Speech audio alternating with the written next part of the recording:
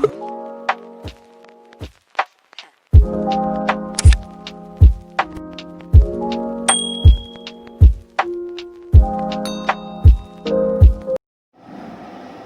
Students, आज के class में हम लोग डिस्कस करने वाले हैं कि कैसे primary, secondary and tertiary alcohol को हम लोग डिस्टिंग्विश कर सकते हैं, डिफरेंशिएट कर सकते हैं।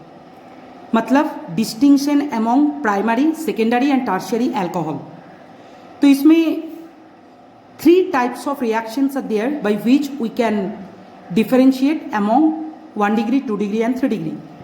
The first one is Lucas test.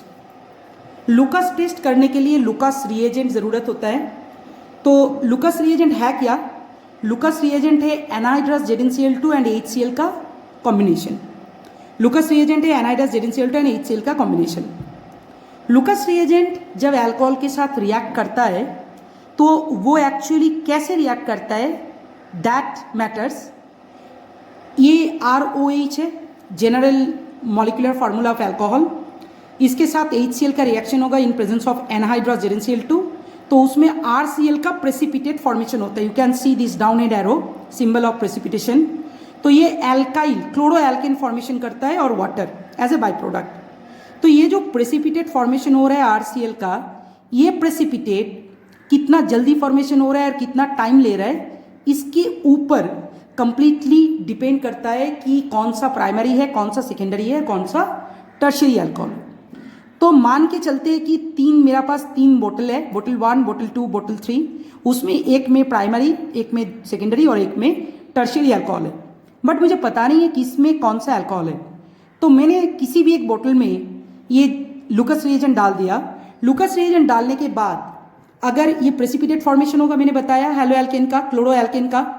तो भी बात है कि अगर प्रेसिपिटेट होने से क्या होता है, क्लाउडी हो जाता है, हेजी हो जाता है सॉल्यूशन। तो अगर ये क्लाउडीनेस ड्यू टू प्रेसिपिटेशन, जो क्लाउडीनेस क्रिएट हो रहा है, if this cloudiness appears immediately then 3 degree alcohol is indicated. मतलब प्रेसिपिटेशन अगर तुरंत हो रहा है तो हम बताएंगे कि वो 3 degree अल्कोहल है।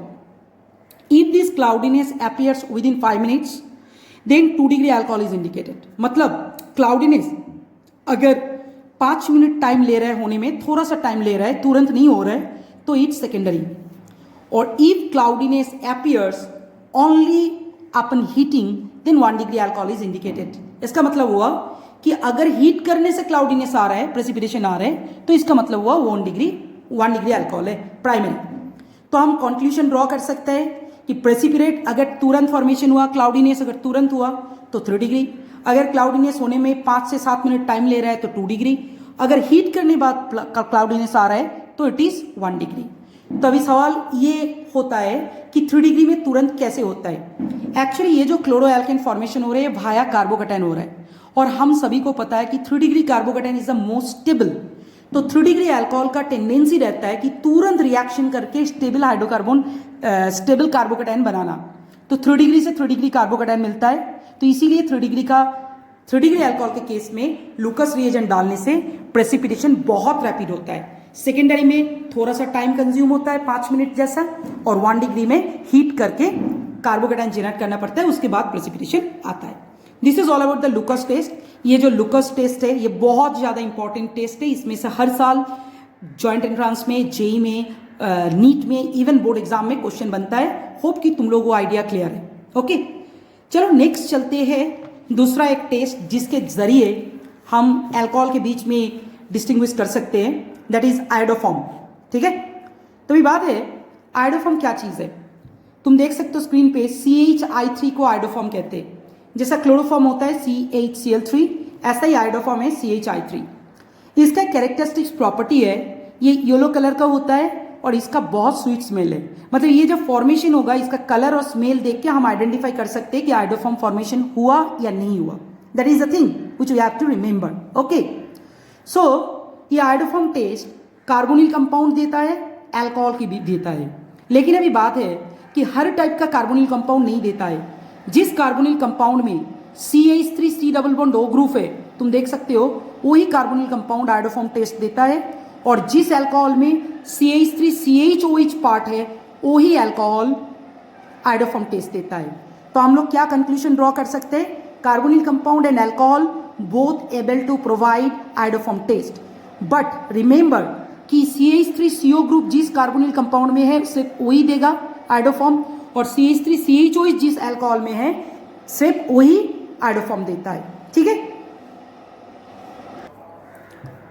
तो चलो चलते हैं एक इक्वेशन से आयोडोफॉर्म को ट्रीट करते हैं। सपोज यू हैव इथानॉल, ये इथानॉल है CH3CH2OH, मैंने H को सेपरेट करके लिखा।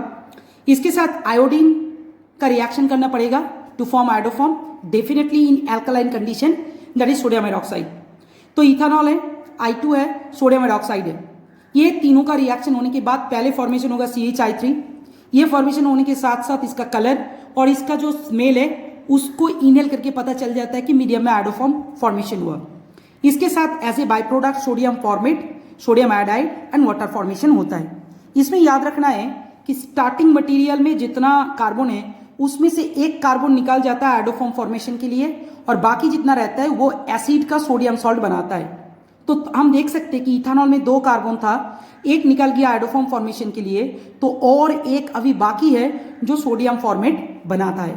ठीक है, तो ये रिएक्शन याद रखना है कि आयोडोफॉर्म होगा स्टार्टिंग मटेरियल में जितना कार्बन है उसमें से एक कार्बन कम कार्बोक्सिलिक एसिड का सोडियम सॉल्ट होगा, सोडियम आयोडाइड एंड वाटर। ठीक है, तो ये है very short idea about the iodoform test. तो हम लोग अभी कुछ एग्जाम्पल देखेंगे जिसके जरिए हम लोग बताएंगे कि कौन आयोडोफॉर्म टेस्ट पॉजिटिव देता है और कौन निगेटिव देता है। तो चलो देखते हैं कुछ एग्जाम्पल। तो आंखों के सामने अभी एग्जाम्पल है। इस एग्जाम्पल में हम सभी देख सकते हैं कि CH3OH एंड CH3CH2OH है, मतलब मेरे हाथ में मिथानॉल है और इथानॉल है। इन दोनों में किसका पॉजिटिव आयोडोफॉर्म टेस्ट आएगा और किसका नहीं आएगा? हम बता रहे हैं कि इथानॉल का पॉजिटिव आयोडोफॉर्म टेस्ट होता है, मिथानॉल का नहीं होता है। क्यों? क्योंकि इथानॉल में CH3CHOH ग्रुप है जिसको मैंने सर्किल किया। तो जिसमें अभी अभी मैंने बताया जिस अल्कोहल में CH3CHOH ग्रुप है वही आयोडोफॉर्म टेस्ट देता है जो इथानॉल में है, मिथानॉल में नहीं है। तो इसीलिए with the help of iodoform we can distinguish between methanol and ethanol। ये था एग्जाम्पल नंबर 1। एग्जाम्पल नंबर 2 पे हमारे आंखों के सामने 2 टाइप का है, एक है 2 पेंटानॉल और एक है 3 पेंटानॉल। तो 2 पेंटानॉल जो है वो पॉजिटिव आयोडोफॉर्म टेस्ट देता है। हम देख सकते हैं कि 2 पेंटानॉल में CH3CHOH ग्रुप है, लेकिन 3 पेंटानॉल में ऐसा कोई ग्रुप नहीं है। CH के साथ जो OH अटैच्ड है उसके राइट साइड में CH2, लेफ्ट साइड में भी CH2, तो CH3CHOH वाला कोई भी ग्रुप प्रेजेंट नहीं है, याद रखना है। ठीक है, point number 3, CH3CHO acetaldehyde and CH3CH2CHO प्रोपेनाल्डिहाइड, इन दोनों के बीच में ये कार्बोनिल कंपाउंड है, तो इन दोनों के बीच में एसिटाल्डिहाइड का पॉजिटिव टेस्ट आता है, प्रोपेनाल्डिहाइड का नहीं आता है। अभी सवाल ये उठता है कि क्यों? मैंने जो कंडीशन बताया CH3COH, तो CH3CO ग्रुप एसिटाल्डिहाइड में मिलेगा, प्रोपेनाल्डिहाइड में नहीं मिलता है। तो इसीलिए एसिटाल्डिहाइड में पॉजिटिव आयोडोफॉर्म टेस्ट होगा, प्रोपेनाल्डिहाइड में आयोडोफॉर्म टेस्ट नहीं होगा। This is the last reaction by which we can distinguish among 1 degree, 2 degree and 3 degree alcohol. तुम लोग देख सकते हो रिएक्शन नेम है Victor Meyer test. Victor Meyer test 1 degree alcohol, 2 degree alcohol, 3 degree alcohol के बीच में डिफरेंशिएट करता है। तो ये रिएक्शन है क्या? तो मैं 1 डिग्री बता रहा हूं। ये रिएक्शन में हम लोग फाइनली कलर मिलेगा, कलर से आइडेंटिफाई कर सकते हैं। फर्स्ट में देख सकते हैं कि ये 1 डिग्री अल्कोहल है RCH2OH, इसको मैंने रेड फास्फोरस और I2 डाल दिया, अल्कोहल को आयोडो एल्केन में कन्वर्ट किया RCH2I। फिर उसको मैंने सिल्वर नाइट्राइट से रिएक्शन किया तो नाइट्रो एल्केन फॉर्मेशन हुआ। नाइट्रो एल्केन के बाद मैंने नाइट्रस एसिड से ट्रीट किया 1 डिग्री अल्कोहल को, तो जो मिला ये है नाइट्रोलिक एसिड। ये एक स्पेशल टाइप ऑफ एसिड है नाइट्रोलिक एसिड। इस एसिड के ऊपर जब हम एल्कलाइन कंडीशन में पोटेशियम हाइड्रोक्साइड डालेंगे तो आराम से एक ब्लड रेड कलरेशन फॉर्मेशन होता है। नाइट्रोलिक एसिड के ऊपर पोटेशियम हाइड्रोक्साइड डालने से ब्लड रेड कलरेशन होता है। तो अगर ब्लड रेड कलरेशन हुआ तो we can conclude this is 1 degree alcohol. In the same way for 2 degree alcohol, देख सकते हो स्क्रीन पे ये 2 डिग्री अल्कोहल है, मैंने फॉस्फोरस आयोडीन डाला तो ये आयोडो एल्केन कन्वर्ट हुआ।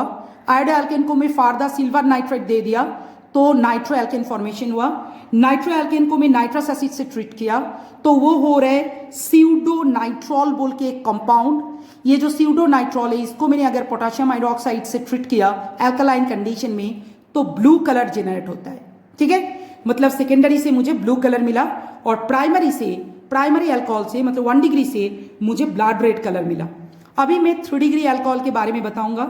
इन the same way R3COH it's a 3 degree alcohol. इसके ऊपर मैंने फॉस्फोरस आयोडीन डाला to make it iodo alkane, तो आयोडो एल्केन हुआ। आयोडो एल्केन के बाद उसको मैंने सिल्वर नाइट्राइड से ट्रीट किया तो हो गया नाइट्रो एल्केन। जब नाइट्रो एल्केन को मैं नाइट्रस एसिड से ट्रीट करूंगा 3 डिग्री अल्कोहल में इसका कुछ भी रिएक्शन नहीं होता है, देयर इज नो रिएक्शन। ठीक है, तो इसमें कोई कंपाउंड फॉर्मेशन नहीं हुआ। तो जब मैं इसको अल्कलाइन कंडीशन में देता हूं तब ये कलरलेस आ जाता है। इसका मतलब क्या हुआ, हम देख सकते हैं 1 degree same reagent, 2 degree same reagent, 3 degree same reagent. 1 degree में ब्लड रेड कलर आया, 2 डिग्री में ब्लू कलर आया, लेकिन 3 डिग्री में कलरलेस आया। तो विक्टर में टेस्ट करके अगर ब्लड रेड आ रहा है तो we can conclude our given और provided sample is 1 degree alcohol. If we are getting blue color, then our given sample is 2 degree, and if we are getting the colorless solution, then it is 3 degree.